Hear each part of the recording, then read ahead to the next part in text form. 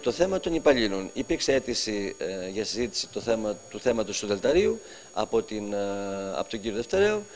Έδωσα μια απάντηση ότι δηλαδή προσπάθησα να προκαλέσω μια απάντηση όσον αφορά την προσκομιδή ενός εγγράφου από νομική έγκριτη υπηρεσία ή νομικό έγκριτο πανεπιστήμιο, καθηγητή πανεπιστημίου, αλλά δυστυχώς δεν μου προσκομίστηκε ούτε ένα έγγραφο από τους συνδικαλιστές του Δήμου Αλεξανδρούπολης όσον αφορά την νομιμότητα ή την παρανομία του αιτήματός μου. Σχετικά με τα δελτάρια.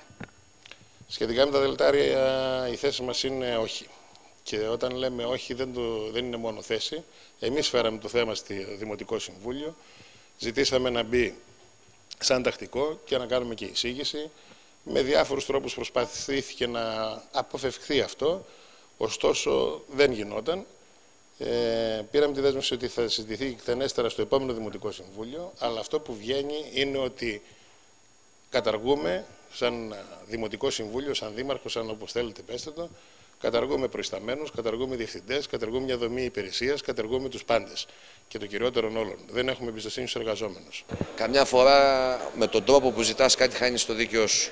Η εργασιακή ηρεμία είναι βασικός παράγοντας στην απόδοση ενός υπαλλήλου. Και ένα δεύτερο, ο εργασιακός σεβασμός κερδίζεται, δεν επιβάλλεται. Τα δελτάρια για μένα είναι περιττά. Θα μπορούσαν να γίνει μια απογραφή του προσωπικού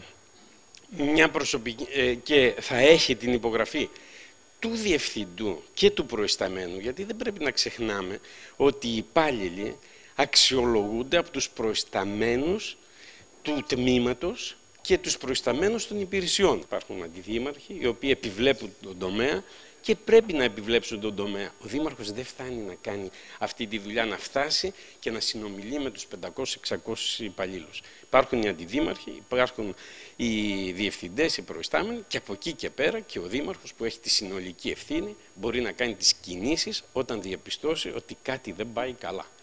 Ο εργασιακός σεβασμός κερδίζεται, δεν επιβάλλεται.